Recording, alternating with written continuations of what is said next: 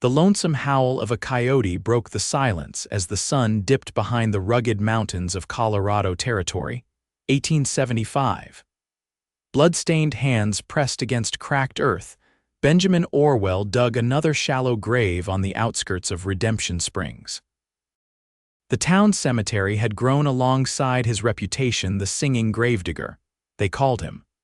Some said his voice could guide lost souls to heaven, others whispered it kept them tethered to this world a while longer. "Another day, another departed soul," Benjamin murmured, removing his weather-worn hat to reveal sandy brown hair streaked with premature silver. At 33, his face carried the weathered lines of a man who'd seen too much sorrow. His blue eyes, once bright with youth, now held the distant gaze of someone who'd made peace with death as his only companion. The late August heat still clung to the air despite the setting sun. Benjamin wiped sweat from his brow, tossed the final shovelful of dirt, and placed his worn shovel against the nearest headstone. Taking a deep breath, he removed a small flask from his vest pocket, took a swig, and began to sing. His rich baritone carried across the windswept plain, a mournful rendition of Amazing Grace that seemed to make even the whispering prairie grasses stand still. Benjamin sang for everyone and no one, for the recently departed Thomas Jenkins, for countless others laid to rest by his hands, and perhaps for his own soul that seemed half buried in this hallowed ground. I've never heard a voice so beautiful and so broken all at once. Benjamin's song died in his throat. He turned to find a woman standing at the cemetery's edge, her russet hair catching the last golden rays of sunlight. She wore a simple blue dress, dusty from travel, but carried herself with unmistakable dignity. "Madam, these grounds aren't for the living after sunset," he said, quickly replacing his hat. "And yet here you are," she replied, taking a tentative step forward. "Faith Prescott, I arrived on today's stage from Denver." Benjamin nodded curtly. "Benjamin Orwell. Town gravedigger and occasional carpenter. And singer," she added, her green eyes studying him with unexpected intensity. "They told me in town about the man who only sings for the dead." Something in her gaze made Benjamin shift uncomfortably. Most folks avoided him, content to whisper their superstitions from a safe distance. This woman looked at him as if trying to solve a puzzle. "Just paying respects, madam, nothing more to it." He gathered his tools, eager to escape her scrutiny. "Mr. Orwell," she called as he turned to leave. "I wonder if you might, that is." Faith Prescott hesitated, then squared her shoulders. "I wonder if you might sing for me too someday." Benjamin froze, the request striking him like a physical blow. "I don't sing for the living, Miss Prescott, not anymore." "I understand," she said, though her expression suggested otherwise. "Good evening, Mr. Orwell." He watched her walk away, her silhouette growing fainter against the darkening horizon. Benjamin felt a strange uneasiness settling in his chest, not entirely unpleasant, but unwelcome nonetheless. It had been years since anyone had asked him to sing for anything other than a funeral. Years since he'd wanted to. The following morning, Benjamin sat at his usual corner table in Martha's dining hall, nursing a cup of coffee and ignoring the curious glances from other patrons. News traveled fast in Redemption Springs, and the arrival of a new woman always stirred interest, particularly one as striking as Faith Prescott. "More coffee, Ben?" Martha asked, pot in hand. "Please," he replied, sliding his cup toward her. "Hear anything about the newcomer?" Martha raised an eyebrow. My, the hermit gravedigger taking an interest in town gossip, that's a first." Benjamin scowled. "Just curious why someone like her would come to a dying mining town like ours." "She's opening a school," Martha said, filling his cup. "Rented the old Thompson place on Aspen Street. Says she's got teaching experience back east somewhere, Boston or Philadelphia, can't recall which." "A schoolteacher," Benjamin muttered. It made sense. Faith Prescott had that composed, educated manner about her. The bell above the door jingled, and as if summoned by their conversation, Faith Prescott herself entered the dining hall. The morning light revealed details Benjamin had missed in the cemetery's dusk: a smattering of freckles across her nose, the copper highlights in her auburn hair, and a certain wariness beneath her confident demeanor. Martha waved her over. "Miss Prescott, come meet one of our town fixtures. Though I reckon you two already made acquaintances at poor Tom's burial yesterday." Faith approached their table with a polite smile. "Good morning, Mr. Orwell.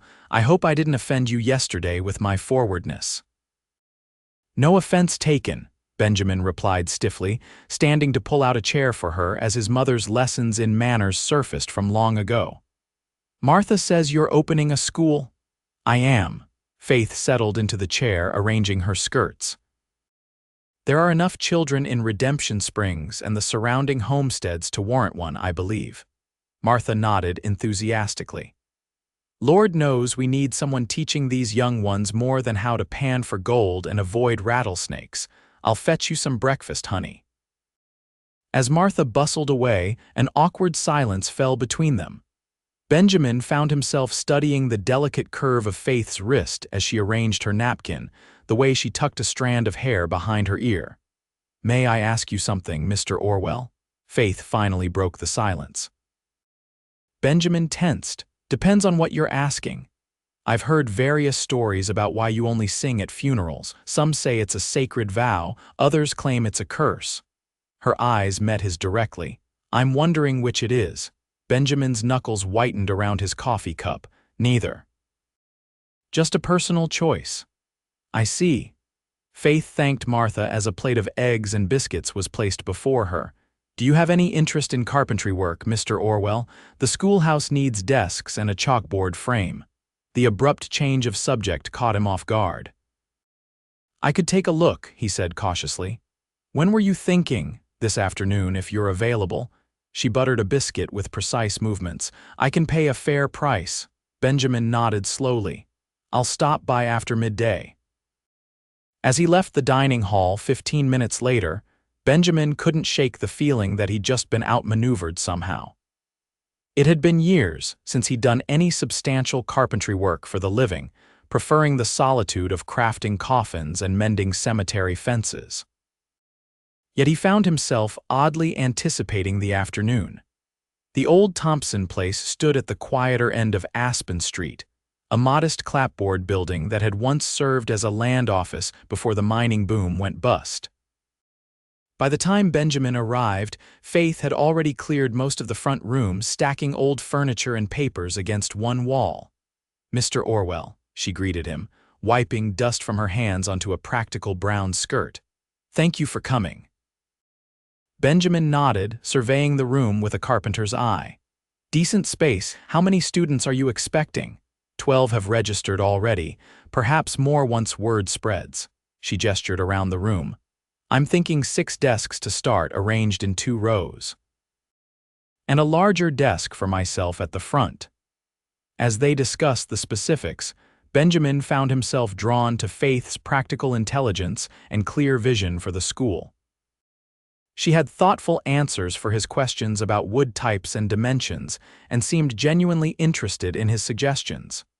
"You've done this before," he observed, jotting measurements in a small notebook. Faith smiled. "I taught at a girls' academy in Boston for 3 years. Before that, I helped establish a small school in Pennsylvania. Long way from Boston to Colorado territory." Something flickered across her face, caution perhaps, or an old pain quickly masked. "I wanted a fresh start, somewhere I could build something meaningful." Benjamin recognized that sentiment all too well. Redemption Springs has a way of collecting people looking for fresh starts. "Including you?" she asked quietly. He closed his notebook with finality. "I can have the first 2 desks ready by the end of the week. The rest will follow as I get the lumber." Faith seemed to recognize his withdrawal. "That would be wonderful, thank you." As Benjamin turned to leave, Faith called after him, "Mr. Orwell, perhaps someday you'll tell me why you only sing for the dead."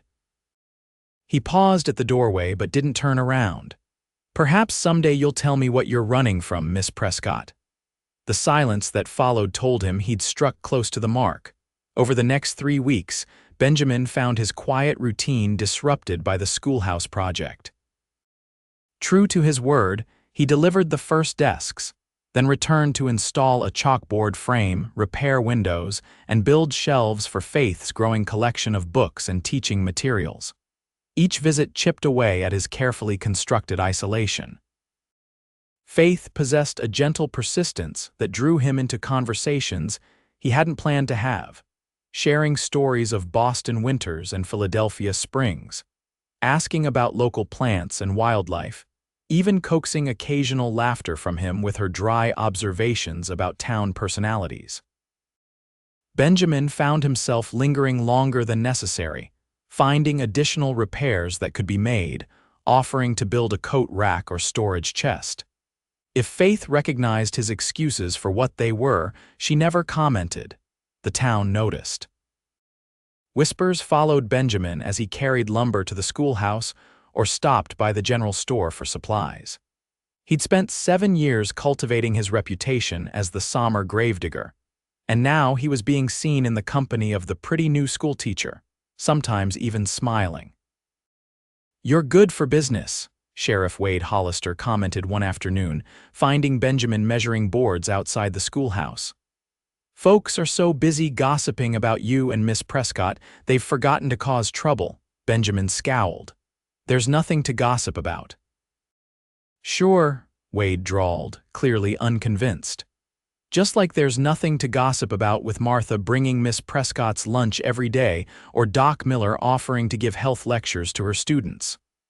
"What's that supposed to mean?" Wade adjusted his hat. "It means every unmarried man in town and a few who shouldn't be looking has found some reason to introduce themselves to our new schoolteacher. You're just the only one she seems interested in talking to." Benjamin hammered a nail with more force than necessary. "She talks to me because I'm fixing her school, if you say so." Wade clapped him on the shoulder. "Just thought you should know that Emmett Blackwood rode in this morning. He's been asking about her."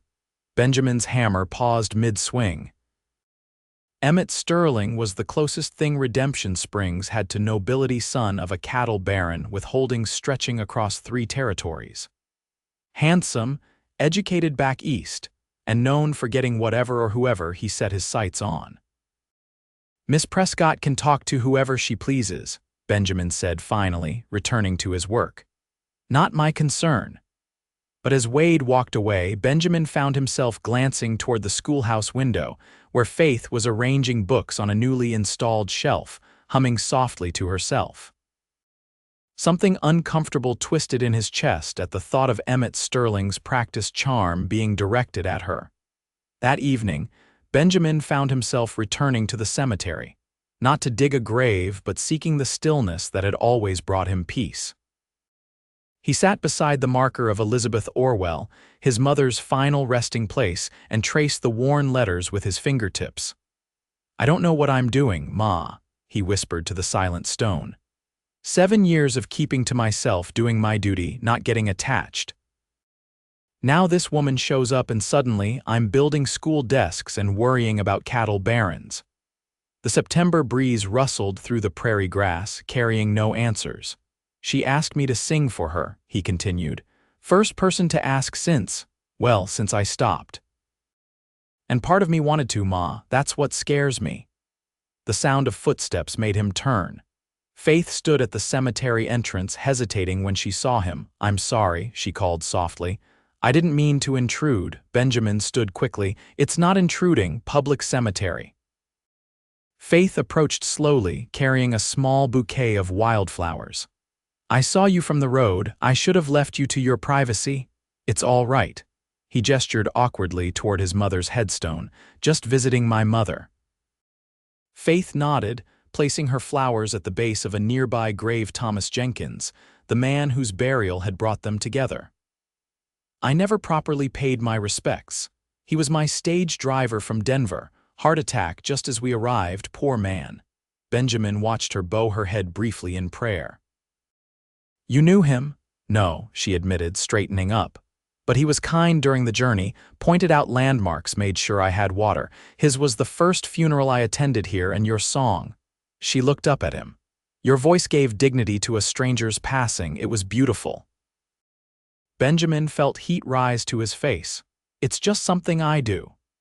It's more than that, Faith said quietly. I've been in Redemption Springs long enough to hear the stories, Benjamin. They say you were once going to be a famous singer, that you performed in Denver and even San Francisco before. She trailed off, suddenly uncertain. Before my wife and daughter died, Benjamin finished flatly. And yes, that's when I stopped singing for the living. Faith's eyes widened slightly. I'm sorry, I shouldn't have pried. No, you shouldn't have. His voice came out harsher than intended. Faith stepped back, clearly stung. You're right. Please forgive my intrusion. She turned to leave, her shoulders stiff with dignity. Benjamin watched her retreating form and felt the familiar walls closing back around him, the safety of isolation, the comfort of distance. Yet for the first time in years, those walls felt like a prison rather than protection. Faith, he called, surprising himself. Wait. She paused but didn't turn. Cholera, he said, the words scraping his throat like broken glass. 1868. I was performing in Denver when it swept through. By the time I got home to Redemption Springs, Anna was already gone. Lily followed 3 days later. She was 4 years old. Faith turned slowly, her eyes glistening with unshed tears.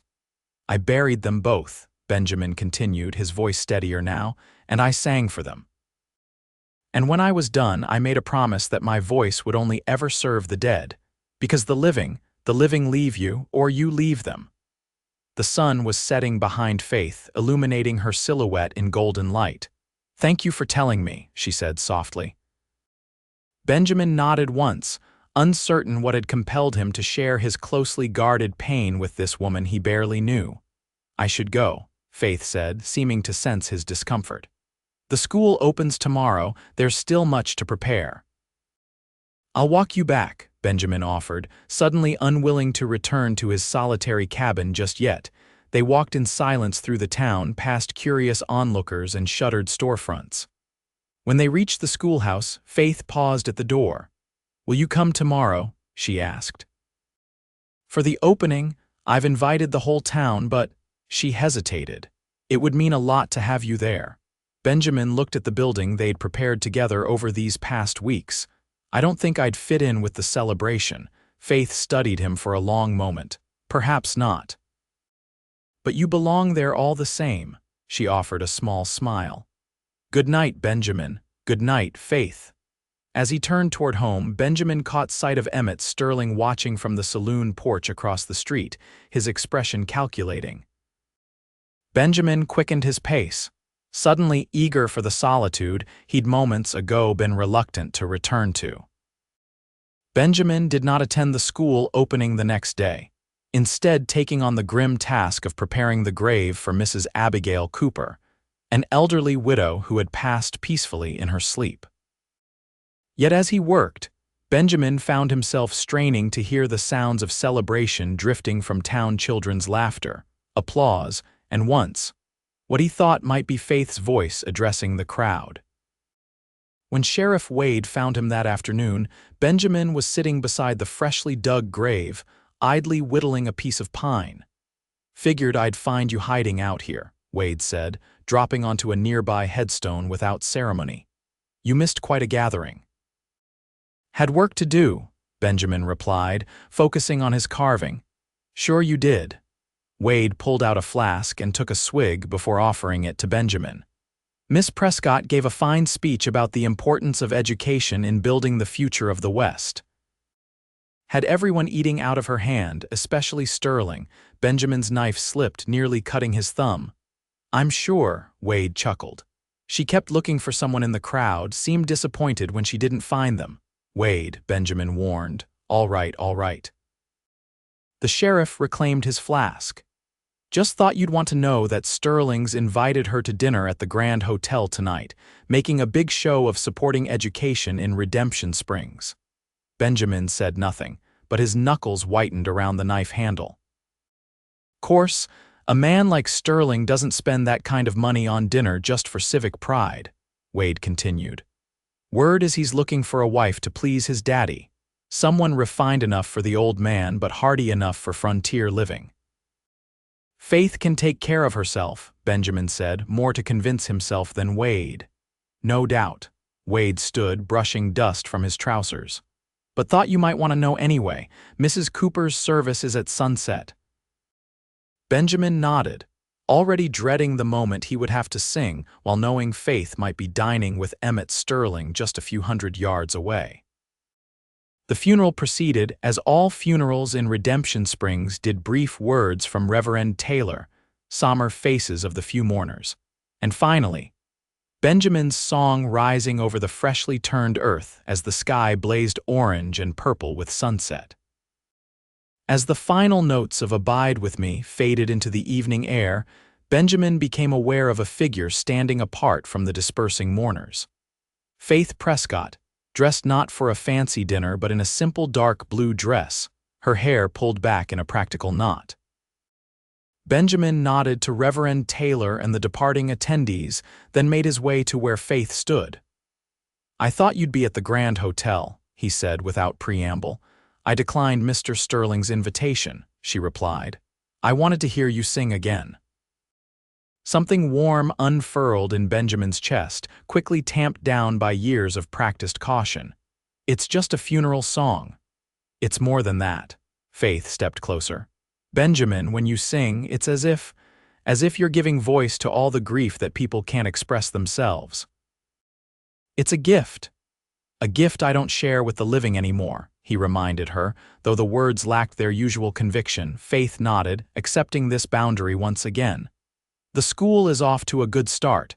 12 students today and 3 more families have expressed interest." Benjamin found himself smiling despite his earlier dark mood. "That's good, you've worked hard for it." "We both have," she corrected him. "I couldn't have done it without your help."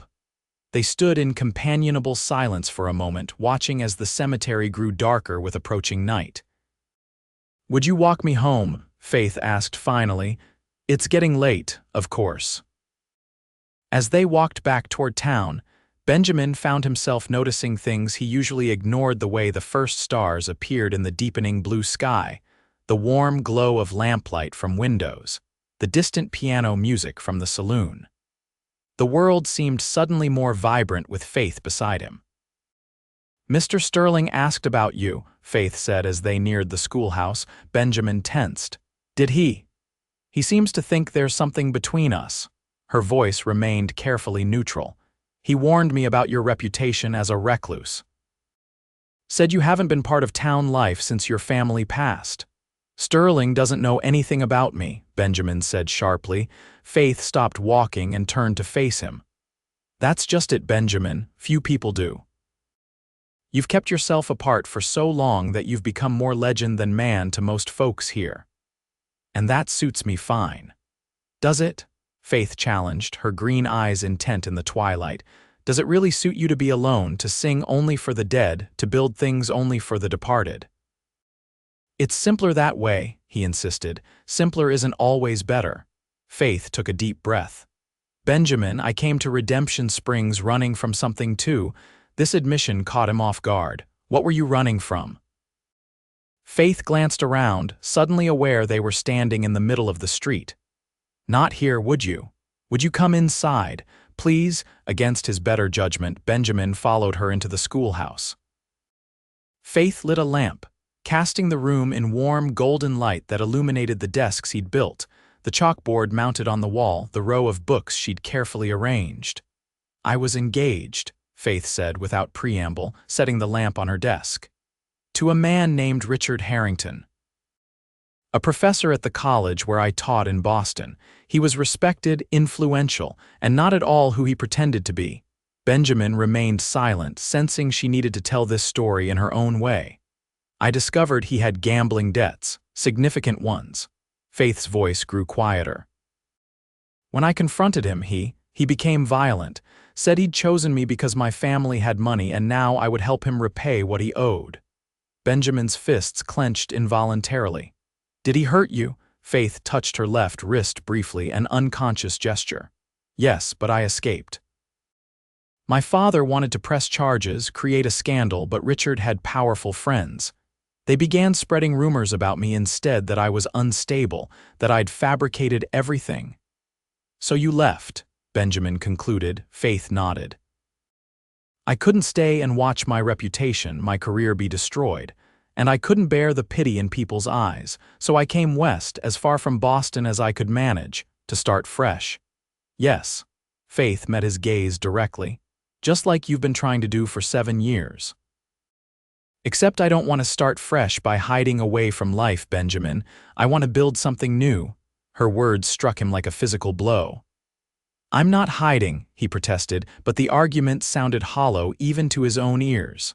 Aren't you? Faith stepped closer. You live among the dead because they can't hurt you, can't leave you, but that's not living, Benjamin. And what would you know about it? He demanded, sudden anger flaring. You've been here a month. You don't know what it's like to lose everything, to feel like your heart's been torn out. Faith interrupted, her own temper rising to match his.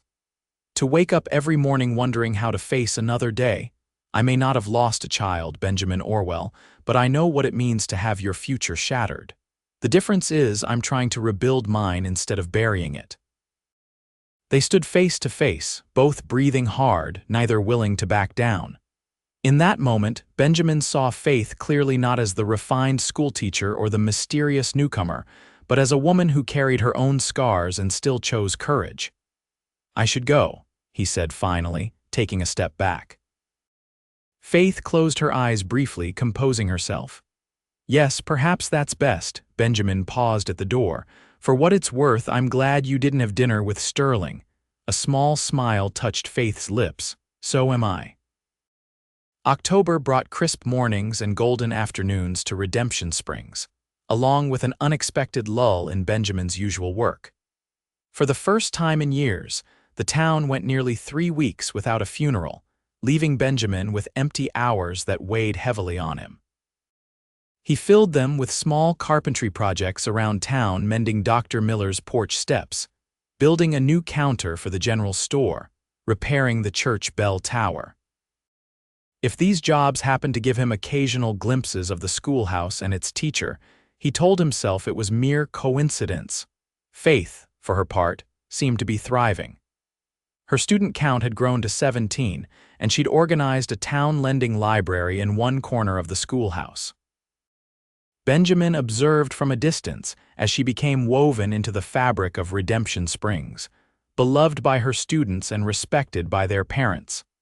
Emmett Sterling remained a persistent presence, calling at the schoolhouse with gifts of books or supplies, escorting Faith to church on Sundays. Benjamin told himself it didn't matter that Faith's life was her own business, but found himself growing increasingly irritable whenever Sterling's name was mentioned. You're being a fool, Martha told him bluntly one morning as he stabbed at his breakfast in her dining hall. That girl lights up like a Christmas tree whenever you walk past the schoolhouse, and here you sit, scowling at your eggs while Sterling circles like a vulture. Martha, Benjamin began warningly. Don't you Martha me, Benjamin Orwell. I've known you since you were in short pants. You think hiding your heart away keeps it safe, but all it does is let it wither. She refilled his coffee with unnecessary force. Life's for the living, boy. When are you going to rejoin it? Before Benjamin could formulate a response, the dining hall door burst open. Sheriff Wade rushed in, his expression grim. Ben, he called, need you out at the Reynolds place, it's bad. Benjamin was on his feet instantly. What happened? Fire. Barn went up last night with them inside, Jacob, Sarah, and the boy. Wade's voice dropped. Nothing left to save. A cold weight settled in Benjamin's stomach. The Reynolds family, hard-working homesteaders with a 10-year-old son who just started attending Faith school. I'll get my wagon. As Benjamin hurried out, he caught sight of Faith standing frozen in the doorway, having overheard everything. Their eyes met briefly, hers wide with shock and grief, his already shuddering against the familiar pain of loss. Timothy was in my class, she whispered. He just learned to write his name. Benjamin nodded once, unable to offer comfort when he needed to retreat into the detached efficiency that allowed him to do his grim work. I have to go. The task before him was the most difficult he'd faced in years: 3 graves for 3 charred bodies, a family wiped out in a single night. Benjamin worked mechanically, digging from morning until late afternoon, sweat soaking his shirt despite the cool October air. As he finished the final grave, he became aware of movement at the edge of the Reynolds property. Faith stood there, holding a small bundle of wildflowers, her face pale but composed. Benjamin approached her slowly, conscious of his dirt-streaked appearance and grim demeanor. "You shouldn't be here, Faith. This isn't a site for a woman," she challenged quietly. "I came to pay respects to my student and his parents, and to see if you needed anything." The simple offer of care pierced through Benjamin's carefully maintained distance. "I'm nearly finished," he said, his voice rougher than intended. "Reverend Taylor will be out tomorrow for the service." Faith nodded, then stepped forward to place her flowers at the edge of the smallest grave, Timothy's final resting place. "He loved learning," she said softly. "Always first to arrive, last to leave. He told me he wanted to be a doctor someday." Benjamin stood awkwardly, unsure how to respond to her grief when he'd spent years walling off his own. "Will you sing for them tomorrow?" Faith asked, looking up at him. "Of course. May I?" She hesitated. "May I stay and listen to you practice? I won't disturb you, I need to hear something beautiful after so much tragedy." Benjamin's instinct was to refuse. His preparation was private, sacred in its way, but the quiet dignity in Faith's request moved something in him. "You can stay." As the sun began its descent toward the western mountains, Benjamin stood before the 3 fresh graves and began to sing. Not Amazing Grace or Abide With Me, but an older hymn, one his mother had taught him as a child in the sweet by and by. His voice rose pure and strong over the windswept prairie, offering comfort to the dead and, perhaps for the first time in 7 years, to the living as well. Benjamin kept his eyes closed, focusing on the music, but he was acutely aware of Faith's presence, of the soft sound of her weeping as his song continued. When the final note faded into the gathering dusk, Benjamin opened his eyes to find Faith standing closer than before, tears streaming unchecked down her face. That was. She shook her head, words failing her. Without thinking, Benjamin reached out to brush a tear from her cheek. The simple contact, his calloused thumb against her soft skin, sent a jolt through him that had nothing to do with grief. Faith's breath caught. For a moment, they stood frozen, connected by that single point of contact, the air between them charged with something neither was ready to name. Benjamin dropped his hand. "I should get you back to town before dark." The ride back to Redemption Springs passed in contemplative silence, both lost in their own thoughts as the wagon rumbled along the rutted road. When they reached the schoolhouse, Faith didn't immediately climb down. "Benjamin," she said hesitantly, Would you come in for tea? I don't think I can bear to be alone just yet." Every instinct told him to refuse, to retreat to the safety of his solitary cabin. But the thought of Faith sitting alone with her grief seemed wrong somehow. "All right," he said, surprising himself. "Just for a while." Inside the schoolhouse, Faith lit lamps and stoked the small stove while Benjamin stood awkwardly among the neat rows of desks. Timothy Reynolds' desk sat empty in the front row, a primer still open as if waiting for his return. "He sat there," Benjamin said quietly. Faith nodded, setting a kettle on the stove. "He was so proud when I moved him to the front last week, said it meant he was becoming a scholar." She busied herself preparing tea, the domestic ritual seeming to calm her. Benjamin watched her efficient movements, struck by how this space had become truly hers in just a few short weeks. Books arranged by subject, children's drawings pinned to the walls, dried flowers in a jar on her desk. "Here," she said, offering him a steaming cup. "It's not fancy, but it's hot." They sat at her desk, the lamp casting warm light between them, and talked of Timothy Reynolds, his eagerness to learn, his mischievous smile, his dreams of becoming a doctor. Gradually, the conversation shifted to other students, to Faith's plans for the school, to books they had both read. Benjamin couldn't remember the last time he'd talked so freely with another person. As the evening deepened, he found himself telling Faith about his childhood in Missouri, his early dreams of becoming a singer, the circumstances that had brought him to Colorado Territory as a young man. "I never intended to be a gravedigger," he admitted, accepting a second cup of tea. "It was temporary after Anna and Lily died. I needed something to do with my hands, something useful, and the singing," Faith asked gently. Benjamin stared into his cup. "That was different. Singing was what I loved most, what Anna loved about me. After I lost them, it felt wrong to use my voice for entertainment, but at funerals it seemed right, like I was offering something meaningful in the face of loss." "You are," Faith assured him. "Your voice brings comfort. I felt it today." Benjamin looked up, meeting her gaze across the desk. In the lamplight, Faith's eyes held a warmth that reached places in him long gone cold. "It's getting late," he said abruptly, setting down his cup. "I should go." Faith didn't try to persuade him to stay, but as she walked him to the door, she said, "Thank you for today, Benjamin, for letting me be there and for the tea afterward. I think Timothy would have been pleased that we remembered him together." Benjamin nodded, unable to articulate the tangle of emotions her words evoked. "Good night, Faith." "Good night, Benjamin." As he walked home through the quiet streets of Redemption Springs, Benjamin realized that for the first time in 7 years, he'd spent an evening in someone's company without counting the minutes until he could escape. More unsettling still, he found himself already anticipating when he might see Faith again. The Reynolds funeral the next day brought most of the town to the remote homestead. Benjamin performed his duties with solemn efficiency, singing with such raw emotion that several townsfolk later claimed they'd never heard anything so beautiful or heartbreaking.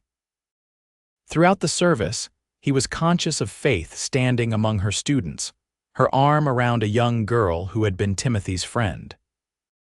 When their eyes occasionally met across the graves, Benjamin felt a connection that transcended the solemnity of the occasion, an understanding that needed no words. In the days that followed, Benjamin found himself drawn to the schoolhouse with increasing frequency. He brought a rocking chair he'd crafted for Faith to use during reading sessions, built additional bookshelves as her library grew, and repaired the steps when early frost made them treacherous. Each visit lengthened, tea becoming a ritual, conversations extending into the evening hours. Benjamin discovered that Faith possessed a lively intellect, strong opinions, and a sense of humor that surfaced unexpectedly in her wry observations. He found himself laughing for the first time in years, the sound rusty but genuine. Rumors spread through Redemption Springs about the gravedigger and the schoolteacher. Some whispered it was inappropriate, others found it romantic, but all agreed it was the most interesting development the town had seen in years. Emmett Sterling watched these developments with growing displeasure. His visits to the schoolhouse became more frequent, his gifts more lavish, his attentions more pointed. Benjamin observed this with a simmering unease he refused to acknowledge as jealousy.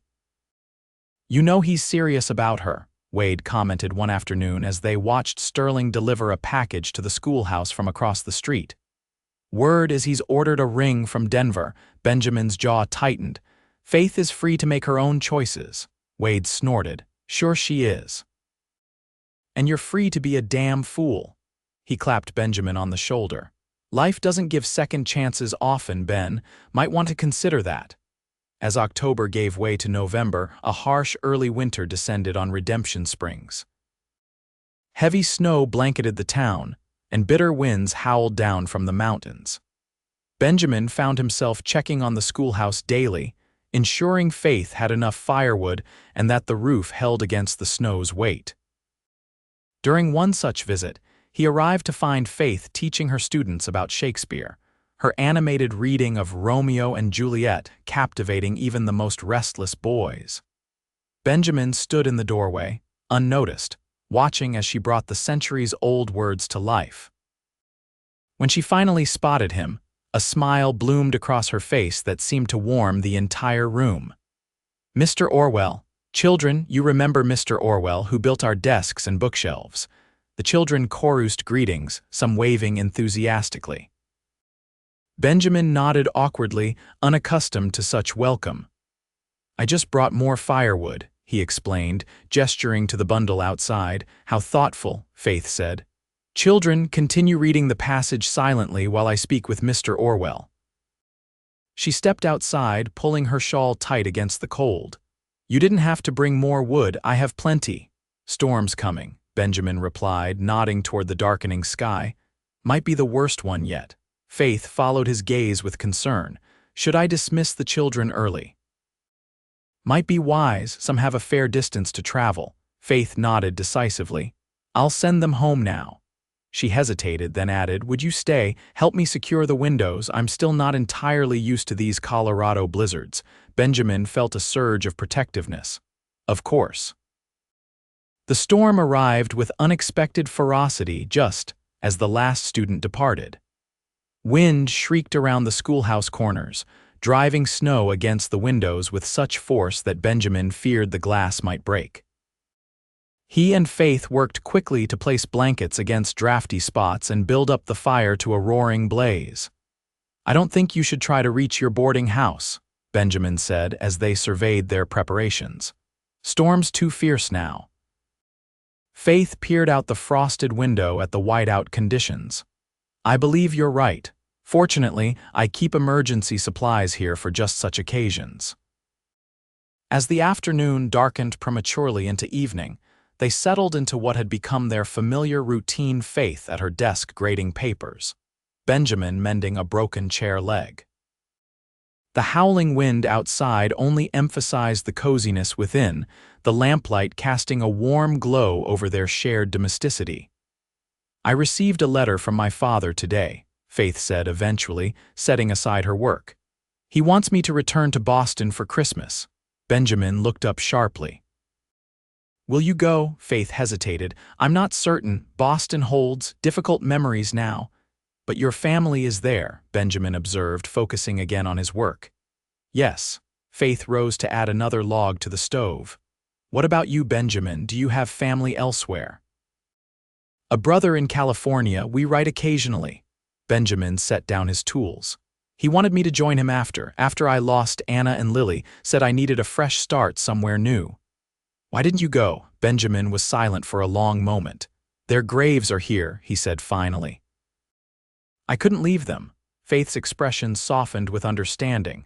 "So you became the guardian of all the graves." "Something like that." Benjamin stood, suddenly restless. "The storm's intensity is easing. I should go while there's still enough light to find my way." "Must you?" Faith asked, then flushed slightly at her own forwardness. "That is, the storm could worsen again. Perhaps you should wait a bit longer." Benjamin hesitated, torn between the pull of Faith's company and the safety of distance. "I suppose a little longer wouldn't hurt." As the evening deepened, Faith produced a simple meal from her emergency store's dried beef, crackers, and canned peaches. They ate by lamplight, the storm's muffled roar creating an intimate cocoon around them. "Tell me about Anna," Faith said suddenly, setting down her fork. "If you don't mind speaking of her." Benjamin stiffened. He never spoke of Anna or Lily, not to anyone.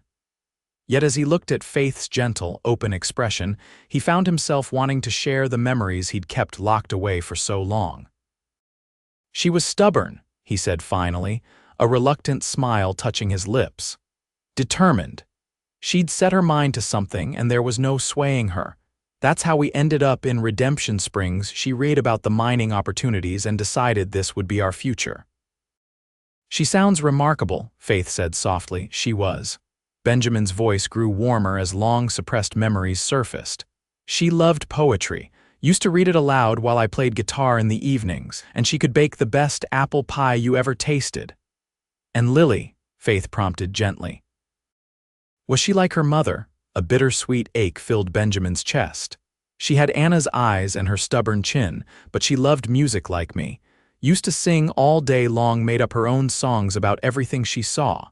He swallowed hard. "She was just learning to write her name when." Faith reached across the table and covered his hand with hers. "Thank you for telling me about them. They sound wonderful." Benjamin looked down at their joined hands, her fingers pale and slender against his work-roughened ones.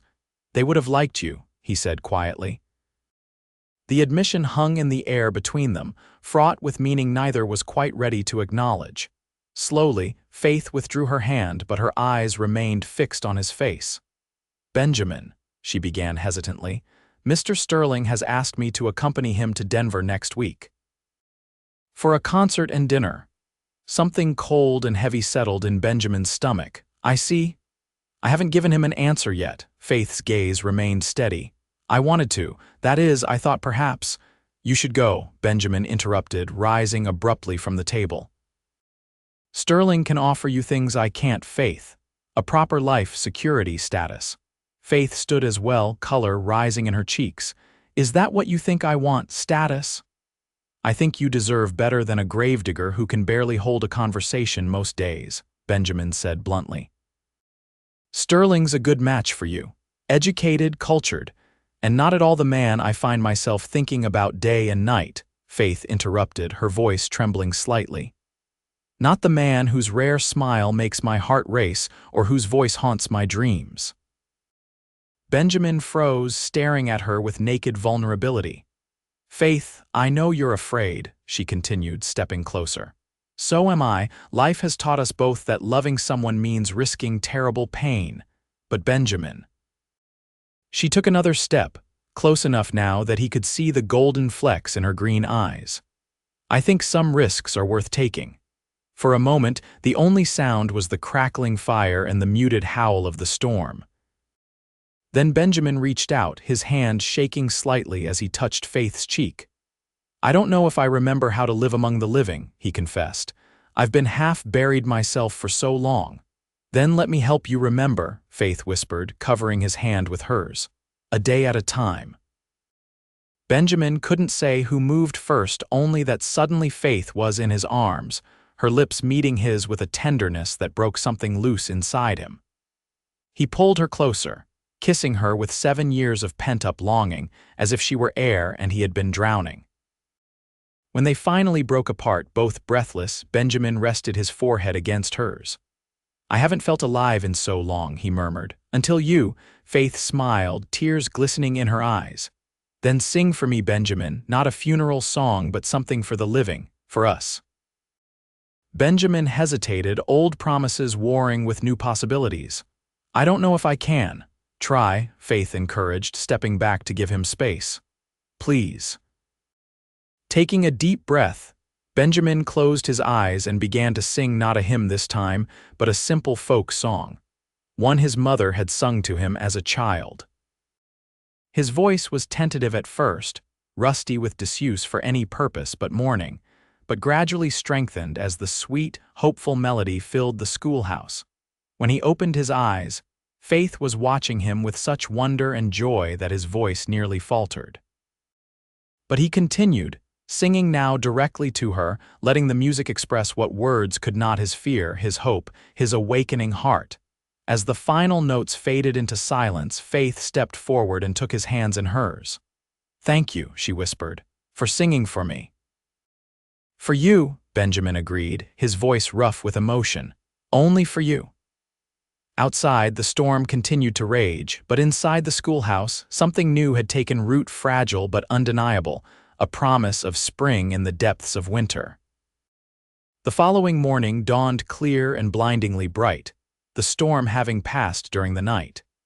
Benjamin and Faith emerged from the schoolhouse to find Redemption Springs transformed into a glistening white landscape, the fresh snow reflecting the morning sun. They parted with reluctance, aware of curious eyes watching from nearby buildings. "I'll come by later," Benjamin promised, "after you finish teaching." Faith nodded, her smile holding the memory of their night together. "I'll be waiting." As Benjamin walked home through the snow-covered streets, he felt lighter than he had in years, as if a great weight had shifted from his shoulders. For the first time since losing his family, he found himself thinking of the future not as an endless repetition of days to be endured, but as something that might hold joy again. The town buzzed with fresh gossip the gravedigger and the schoolteacher had been trapped together during the blizzard. What might have happened during those long, isolated hours? Benjamin ignored the whispers, focusing instead on the newfound warmth in his chest, the anticipation of seeing Faith again. That anticipation was short-lived. As Benjamin approached his cabin, he spotted a familiar figure waiting on the porch. Amidst Sterling, his expensive coat immaculate despite the muddy conditions. "Orwell," Sterling greeted him coldly. "I've been waiting for you," Benjamin nodded warily. "Sterling, what brings you here?" "I think you know."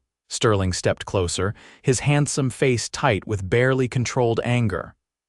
"I saw you leaving the schoolhouse with Miss Prescott this morning after spending the night there."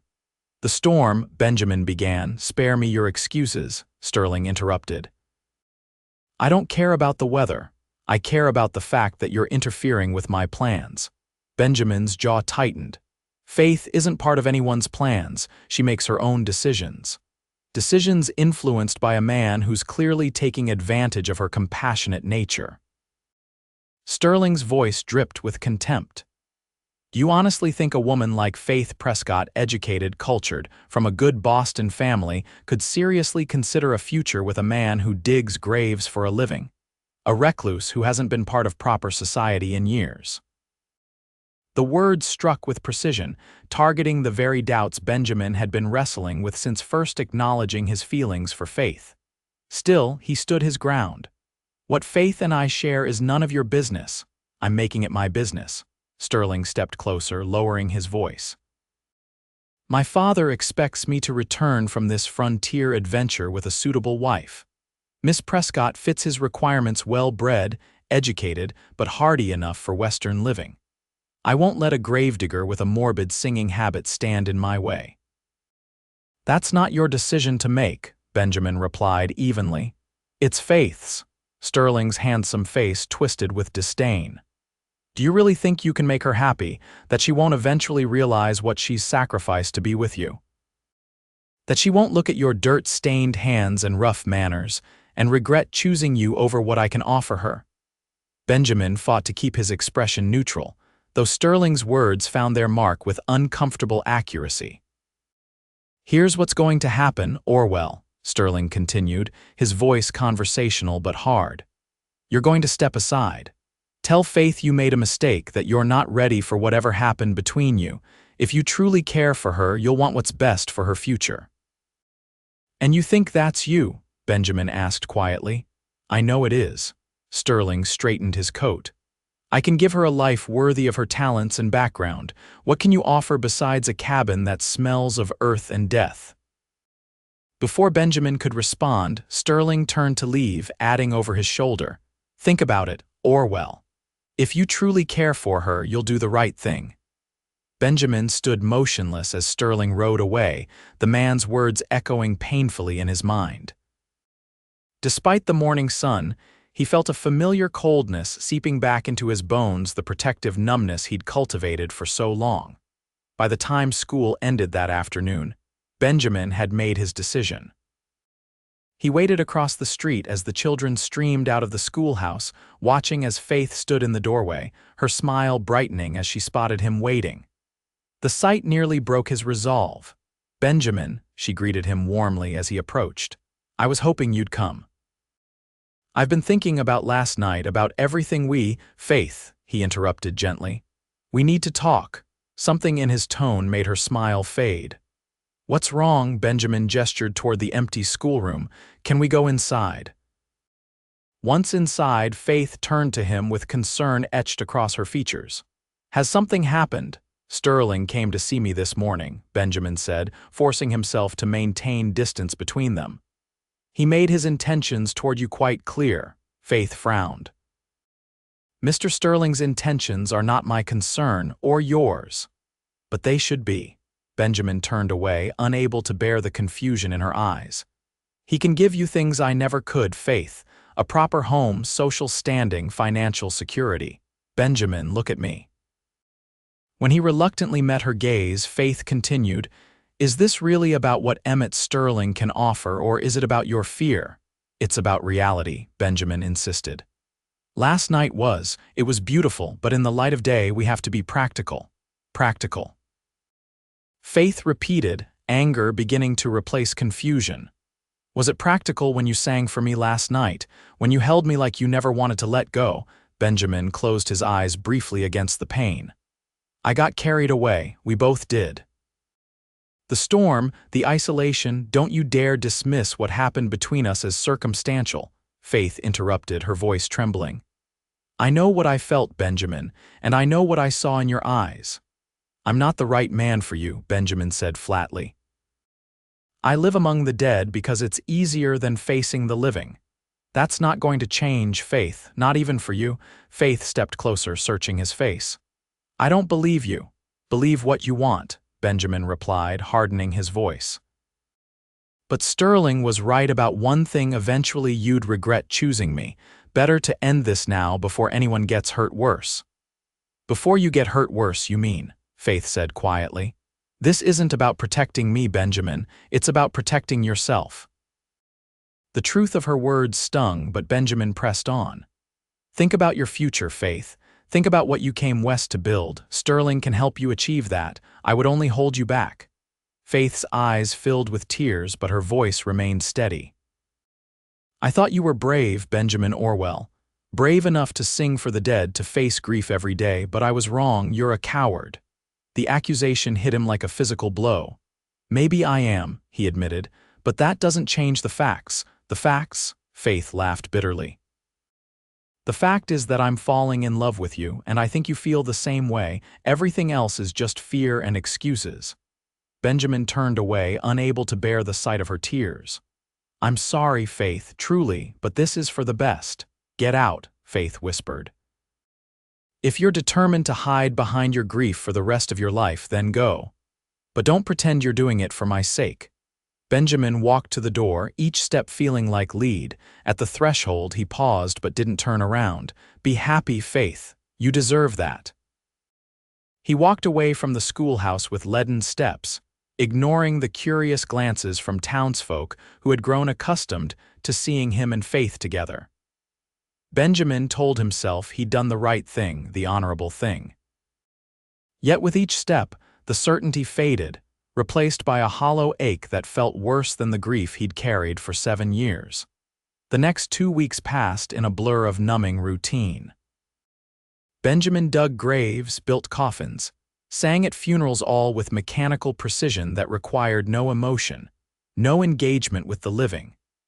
He avoided the main street where the schoolhouse stood, taking roundabout routes through town, dining at odd hours to minimize the chance of encounters. Through Martha's reluctant updates, he learned that Faith had indeed accepted Sterling's invitation to Denver, returning with a small diamond ring on her finger. The news spread through town like wildfire. Miss Prescott would finish the school term, then marry Emmett Sterling in the spring and move to his family's ranch near Denver. You're a damn fool, Martha told Benjamin bluntly when she couldn't contain her frustration any longer. That girl loves you, not Sterling. Anyone with eyes can see she's miserable. She'll be fine, Benjamin replied dully. Sterling will give her a good life. Martha snorted. A gilded cage is still a cage, Benjamin, and that's what she's walking into. Benjamin ignored her, as he ignored Wade's similar sentiments and Reverend Taylor's concerned inquiries. He retreated further into solitude, speaking only when necessary, singing only for the dead. Yet in the quiet hours of night, Benjamin found himself plagued by memories. Faith's smile as she watched him work on the schoolhouse, her voice reading Shakespeare to her students, the feel of her in his arms during the blizzard, the trust in her eyes when she asked him to sing for her. The week before Christmas, a heavy snow fell on Redemption Springs, transforming the town into a picturesque winter scene. Christmas preparations were underway, garlands hung in shop windows, a tree erected in the church hall, children practicing carols for the holiday service. Benjamin observed these activities from a distance, as he had for 7 years. Yet this year, the isolation felt different, not a protective shell but a prison of his own making. On the evening of December 23rd, Benjamin sat alone in his cabin, staring into the fire and nursing a glass of whiskey. A knock at his door startled him. Few people ventured to his remote cabin, especially in winter. He opened the door to find Sheriff Wade stamping snow from his boots. "Evening, Ben. Mind if I come in? Cold as a banker's heart out here." Benjamin stepped aside wordlessly, gesturing the sheriff inside. "Quite a storm brewing," Wade commented, warming his hands by the fire. "Might be the worst one yet this winter." "You didn't ride out here to discuss the weather," Benjamin observed, pouring a second glass of whiskey and handing it to his visitor. Wade accepted the drink with a nod. "No, I didn't." He took a long swallow before continuing. "Sterling's taking Miss Prescott to Denver tomorrow. For Christmas with his family. They're leaving at first light." Benjamin stared into his glass. "Why are you telling me this?" "Because I thought you should know she's not coming back." Wade's words hung in the silence. "Sterling's father has arranged a teaching position for her at some fancy school in Denver. She'll finish out the school year there, then the wedding will follow in April." A dull ache spread through Benjamin's chest. "She's made her choice." "Has she?" Wade challenged. "Or did you make it for her when you walked away?" Benjamin set down his glass with more force than necessary. "Sterling was right. I have nothing to offer her but a hard life with a man who's been half dead for 7 years. That's not the man I've seen these past few months," Wade countered. "The man who built a schoolhouse, who started talking to folks again, who remembered how to laugh. That man had plenty to offer." "It doesn't matter now," Benjamin said flatly. "She's engaged to Sterling." Wade finished his whiskey and stood. "You know what your problem is, Ben. You think because you've known great loss, you don't deserve great joy. Like there's some cosmic balance sheet that won't allow both in one lifetime." Benjamin had no response to this uncomfortable truth. "Train leaves at 7 tomorrow morning," Wade said, moving toward the door. "In case you were wondering." After Wade left, Benjamin sat motionless by the fire, his friend's words echoing in his mind. The thought of Faith leaving Redemption Springs forever, of never again seeing her smile or hearing her voice, created a pain so acute it took his breath away. For hours, Benjamin wrestled with his thoughts, pacing the small cabin as the storm intensified outside. By midnight, the wind howled around the eaves and snow piled against the windows, a blizzard to rival the one that had brought him and Faith together. As the night deepened, Benjamin found himself at his dresser, pulling out a small wooden box he hadn't opened in years. Inside lay Anna's wedding ring, a simple gold band with a tiny pearl. He'd kept it all these years, unable to part with it yet unwilling to look at it. "What would you tell me to do, Anna?" he whispered to the empty room. "You always knew better than I did." The answer came not in words, but in a memory, Anna laughing as she pulled him into a dance in their small cabin, her voice teasing. "Life's too short not to love with your whole heart," Benjamin Orwell, "even when it's terrifying." Benjamin closed his hand around the ring, a decision crystallizing in his mind. He'd been wrong not just about Faith, but about how to honor Anna and Lily's memory. They wouldn't have wanted him to stop living when they died. They would have wanted him to find joy again, to sing for the living, to love again. By dawn, the storm had passed, leaving Redemption Springs buried under nearly 2 feet of fresh snow. Benjamin saddled his horse while stars still hung in the sky, riding through the silent, white-draped town toward the train station at the edge of town. When he arrived, the platform was already busy with early morning travelers preparing for the Denver train. Benjamin scanned the crowd anxiously, finally spotting Faith standing beside Emmett Sterling near the ticket office. She wore a green traveling dress that matched her eyes, her auburn hair tucked beneath a fashionable hat. Even from a distance, Benjamin could see that her smile didn't reach her eyes. Dismounting quickly, Benjamin made his way toward them, heart pounding. Sterling spotted him first, his expression darkening. "Orwell," he said coldly. "Come to see us off." Faith turned, her eyes widening as she saw Benjamin approaching. "Benjamin, what are you doing here?" Benjamin stopped before them, suddenly aware of his disheveled appearance after the urgent ride through snow-filled streets. "I need to speak with Faith, alone," Sterling stepped forward protectively. "Anything you have to say can be said in front of me. Faith is my fiancée now." "Please, Emmett," Faith said quietly. "Just a moment." Sterling's jaw tightened, but he stepped back with obvious reluctance. "The train arrives in 20 minutes, don't be long." When he was out of earshot, Faith turned to Benjamin with guarded eyes. "Why are you here?" "To ask you not to go," Benjamin said simply. "To tell you I was wrong." Faith's expression remained carefully neutral. "Wrong about what?" "Everything," Benjamin admitted. "About what I can offer you, about what we could be together about being brave enough to live again." A flicker of something hope perhaps crossed Faith's face before she controlled it. "You made your position quite clear, Benjamin. You didn't want what I was offering."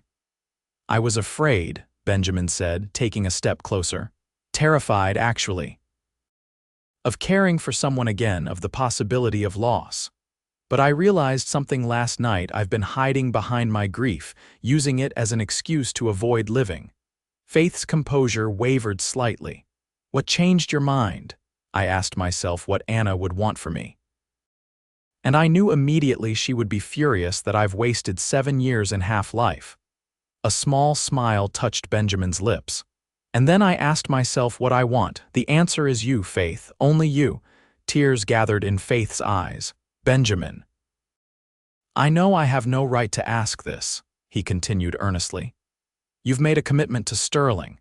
He can give you security, comfort, but he can't love you the way I do, with every piece of a heart that's broken and healing and yours if you want it." Faith glanced toward Sterling, who watched them with obvious tension. "It's not that simple. I've given my word."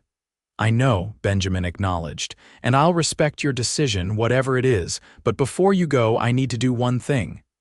"What's that?" Faith asked softly. Benjamin took a deep breath and began to sing. Not a funeral hymn or even a folk song, but a love song, one he'd written himself during the sleepless night just past. His voice, clear and strong, carried across the train platform, causing heads to turn and conversations to pause. He sang of winter giving way to spring, of light returning after darkness, of a heart relearning how to beat. He sang of Faith, her courage, her kindness, her unwavering belief in possibilities. And finally, he sang of love, imperfect and terrifying and worth every risk. As the final notes faded into the crisp morning air, silence fell over the platform. Faith stood perfectly still, tears streaming unchecked down her cheeks. "You sang for me," she whispered, "for me while I'm living. And I'll sing for you every day for the rest of our lives if you'll let me," Benjamin promised, taking her hands in his. "I love you, Faith Prescott. I think I have since you first asked me to sing for you in that cemetery." Faith's hands trembled in his. "I can't just, Miss Prescott."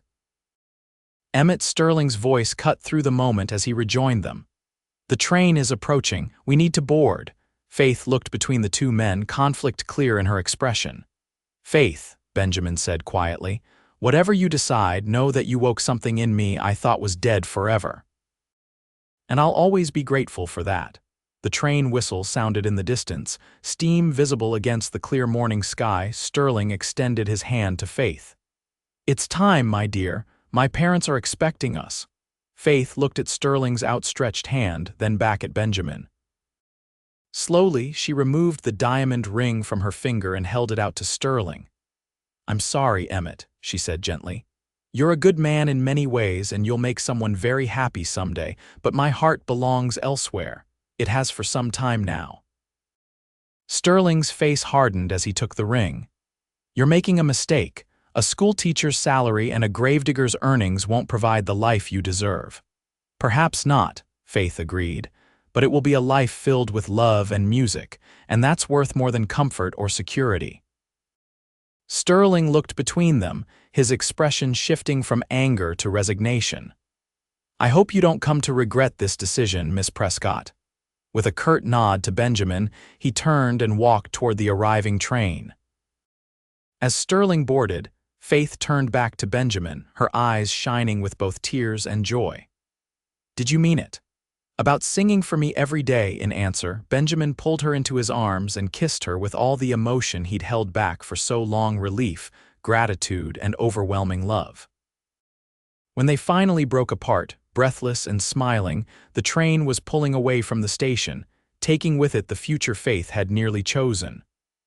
"What happens now?" Faith asked, her arms still around his neck. Benjamin smiled a full, uncomplicated smile that reached his eyes. "Now we build something new, together." Spring came early to Redemption Springs in 1876. By March, crocuses pushed through the last patches of snow, and the days grew longer and warmer. Benjamin and Faith were married on the first day of April, in a simple ceremony in the church where he had sung at so many funerals. The entire town attended, even Emmett Sterling, who had eventually found a measure of grace in his disappointment and wished them well before returning to Denver. Martha cried unabashedly throughout the ceremony, while Sheriff Wade stood as Benjamin's best man, beaming with satisfaction at the match he'd helped facilitate.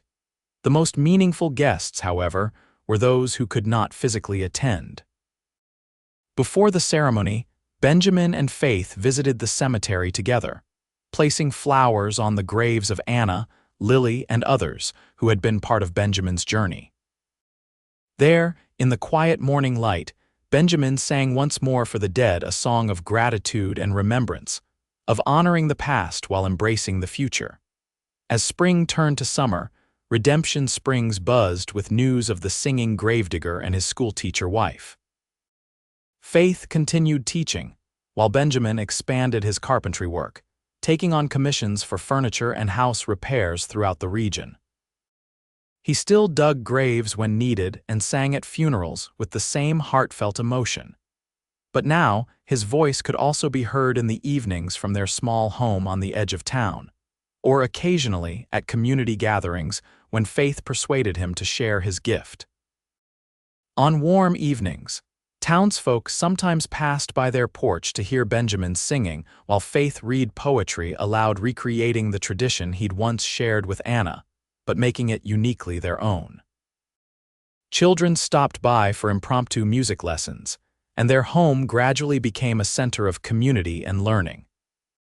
By autumn, Faith's belly had begun to swell with new life, a daughter they would name Hope, the first of 3 children who would fill their home with laughter and song in the years to come. On their first anniversary, Benjamin took Faith to the cemetery at sunset, not a morbid choice, but a meaningful one. They walked among the graves where their story had begun, Benjamin pointing out the markers he had carved, the people whose passing he had honored with song. "Do you ever regret it?" he asked as they stood together in the fading light. Choosing this life over what Sterling offered, Faith leaned against him, her hand resting on her growing belly. "Not for a single moment. This is where I belong, where we belong."